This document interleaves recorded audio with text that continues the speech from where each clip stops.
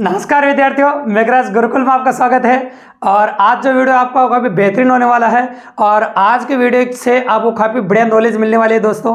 और आज के वीडियो में अपन बात करेंगे द्विघात समीकरण के बारे में, मतलब क्वाड्रेटिक इक्वेशन जो होती है उसके बारे में डिटेल में चर्चा करेंगे। तो कई बच्चों का कहना था कि सर एग्जाम के अंदर जब द्विघात समीकरण से क्वेश्चन आते हैं या क्वाड्रेटिक क्वेश्चन एग्जाम में पुटअप किए जाते हैं तो उनमें काफ़ी ज़्यादा टाइम लग जाता है, क्या इनको करने का कोई और तरीका नहीं है? तो दोस्तों अगर क्वाड्रेटिक से कोई क्वेश्चन आता है, द्विघात समीकरण से कोई क्वेश्चन आ सकता है, तो आप फर्स्ट मेथड से नहीं करके उसको बाय ऑप्शन भी कर सकते हैं। तो आज का माध्यम अपना यही है कि द्विघात समीकरण के जो क्वेश्चंस आपको एग्जाम में पुट किए जा रहे हैं उनको अपन ऑप्शन के माध्यम से कैसे करेंगे मात्र 10 सेकंड के अंदर, तो उसी के बारे में बात करेंगे। अगर आज का वीडियो आप कंप्लीटली देखते हैं, एंड तक देखते हैं, तो द्विघात समीकरण से रिलेटेड कोई भी क्वेश्चन अगर एग्जाम में आता है तो उसको आप ऑप्शन से कर सकते हैं मात्र 10 सेकंड के अंदर।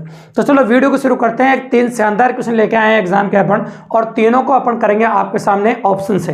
अगर ये तीनों क्वेश्चन आप ऑप्शन से समझ गए तो कोई भी क्वेश्चन आप एग्जाम में काफी इजीली और काफी आसानी से अप्रोच कर सकते हैं। तो 3 क्वेश्चनों के बारे में चर्चा करने वाले अपन और तीनों क्वेश्चनों के बारे में बात करने वाले जिनके ऑप्शंस मैंने बोर्ड पे ऑलरेडी लिख दिए हैं। तो पहले क्वेश्चन के बारे में बात कर लेते हैं, गौर से देखिएगा। तो पहला क्वेश्चन अपना ये कहता है कि लगातार 2 विषम संख्याओं का गुणनफल 4095 है। क्वेश्चन अपना ये कहता है कि लगातार 2 विषम संख्याओं का गुणनफल 4095 है, तो बड़ी संख्या ज्ञात कीजिए। तो देखो, सबसे पहले जब भी एग्जाम में क्वेश्चन पूछा जाए या एग्जाम में क्वेश्चन पुट किया जाए तो ये नोटिस कर लेना चाहिए कि पूछा क्या है। तो आपसे पूछिए सबसे बड़ी संख्या ज्ञात कीजिए। क्या ज्ञात कीजिए? आप सबसे बड़ी संख्या ज्ञात कीजिए। अगर आपसे सबसे बड़ी संख्या पूछी तो ये समझ लेना दिए गए ऑप्शनों में सबसे बड़ी संख्या आपको दे रखी है। जो ऑप्शन आपको दे रखे हैं उनमें सबसे बड़ी संख्या आपको दे रखी है और लगातार 2 विषम संख्या है। लेकिन अगर आप फर्स्ट मेथड से इसको करते थे, ऐसे करेंगे तो मान लो पहली विषम संख्या x है और दूसरी विषम संख्या x + 2 है, तो इन दोनों का गुणनफल जो है वो आपको 4095 दे रखा है। ठीक है, इसको कैलकुलेट करने के लिए आगे सोल्व करना पड़ेगा। x को x से गुणा किया था आपका x² आ जाएगा, और x को 2 से गुणा किया तो ये 2x आ जाएगा आपका, और ये उधर जाके माइनस का हो जाएगा, तो ये हो जाएगा आपका 4095, उधर जाके ये 0।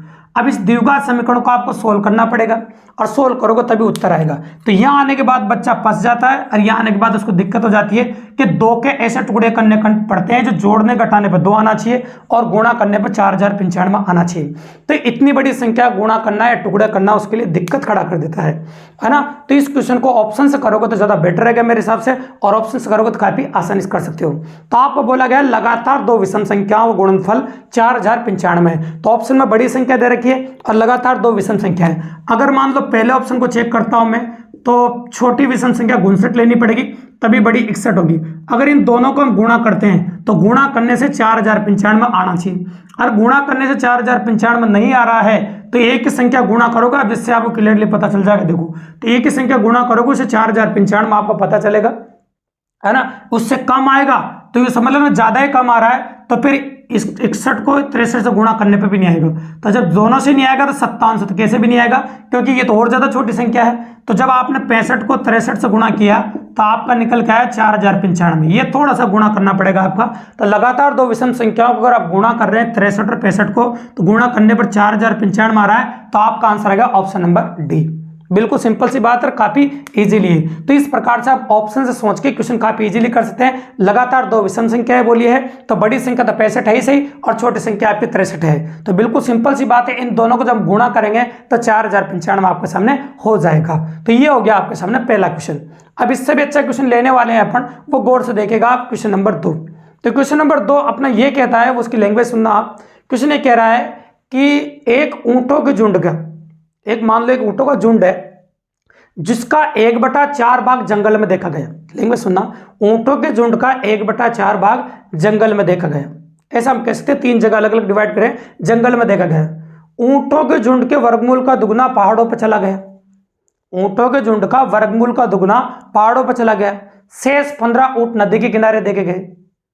इस प्रकार से बोला, तो बताओ कुल ऊंटों की संख्या कितनी थी, ऐसा आपको बोला गया है। तो देखो, एक बात आपको पहले ही बता दें, अगर इसको फर्स्ट मेथड से करते हो, और एक और बात फर्स्ट मेथड से करते हैं, आप माना ऊंटों की कुल संख्या x नहीं मान सकते। x क्यों नहीं मान सकते वो बताता हूं मैं आपको। देखिए, आप जैसे बोला ना सेकंड लाइन में, झुंड के वर्गमूल का दुगना पहाड़ों पर चला गया। अगर x मानते हैं √x बनेगा, फिर वर्गमूल का मतलब √x होता है, और वर्गमूल का x द्विघात समीकरण में सोल्व करना मुश्किल हो जाएगा भी। इसलिए आपको माना कुल ऊँटों की जो संख्या है वो एक्स स्क्वायर मानना पड़ेगी। तो माना कुल ऊँटों की संख्या एक्स स्क्वायर है, मतलब कुल जो झुंड है उसकी संख्या आपको एक्स स्क्वायर माननी पड़ेगी। अब फर्स्ट मेथड से करते थे, कैसे करते देखिए आप। तो मैं कहूँ ऊँटों के झुंड का 1/4 जंगल में देखा गया, मतलब एक्स स्क्वायर का 1/4 जंगल में देखा गया। फिर आगे बोला वर्गमूल का दुगुना, मतलब एक्स स्क्वायर वर्गमूल कितना हो एक्स, और उसका दुगुना होगा 2x, ये पहाड़ों पर चले गए।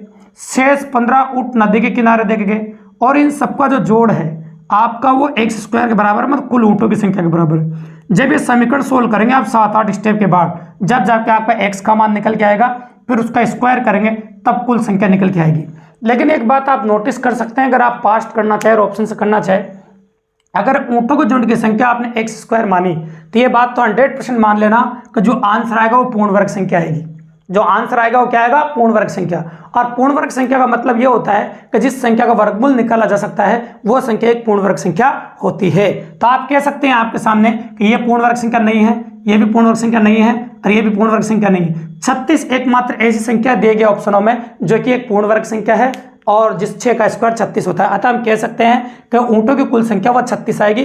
चाहो तो अगर आप चेक करना चाहो तो x का मान, अगर आप ये तो एक्स स्क्वायर का मान 36 है तो x का मान 6, तो x का मान 6 इसमें रख दो, समीकरण संतुष्ट हो जाएगी आपकी। बिल्कुल सिंपली, काफी इजीली। इस प्रकार से ऑप्शन से आप मात्र 5 सेकंड में क्वेश्चन कर सकते हैं और काफी इजीली अप्रोच कर सकते हैं। यह है आपका क्वेश्चन नंबर 2।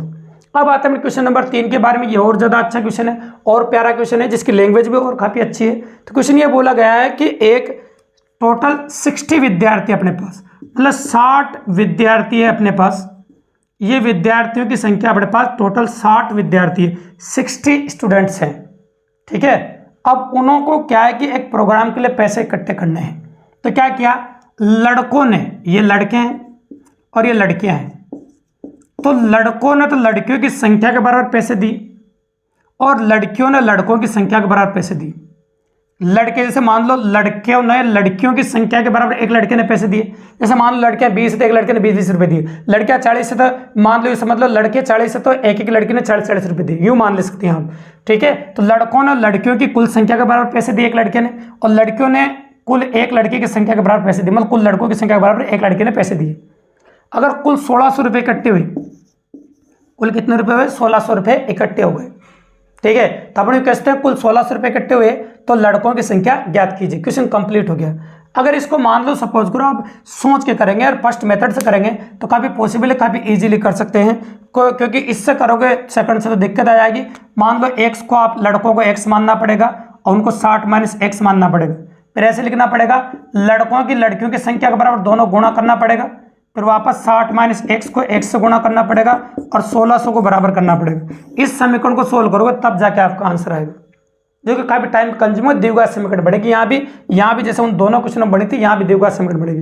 लेकिन ऑप्शन से आप कर सकते हैं। जैसे लड़कों की संख्या अगर आपसे पूछे तो ऑप्शन में लड़कों की संख्या दे रखी है आपको।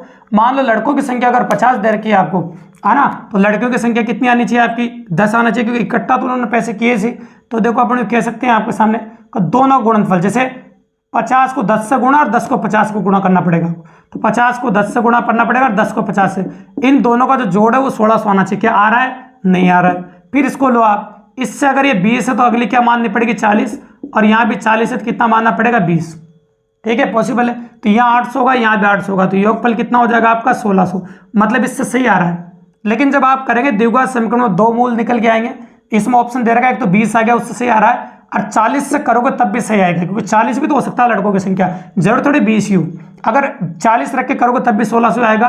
तो मतलब कह सकते हैं कि इसके आंसर 20 या 40 होंगे, या तो लड़कों की संख्या 20 होगी या फिर लड़कों की संख्या 40 होगी। तो इस प्रकार से काफी इजीली और काफी आसानी से आप ऑप्शन डिपेंडेंट क्वेश्चन कर सकते हैं, और काफी आसानी से अपन ने कंडक्ट कर दिया दोस्तों। अगर इस प्रकार से आप ऑप्शन पर आधारित क्वेश्चन करना चाहते हैं और भी टॉपिक्स है जिनको आप ऑप्शन से करना चाहते हैं, कम समय में क्वेश्चन करना चाहते हैं, और आपके एग्जाम में आप समय बचाना चाहते हैं, तो हमारे चैनल को आज सब्सक्राइब कर दीजिए दोस्तों, लाइक करें, शेयर करें, और अपने और दोस्तों को बता दें कि इसी प्रकार की बेहतरीन गणित और रीजनिंग हमारे चैनल के माध्यम से आप फ्री ऑफ कॉस्ट पढ़ सके दोस्तों। धन्यवाद।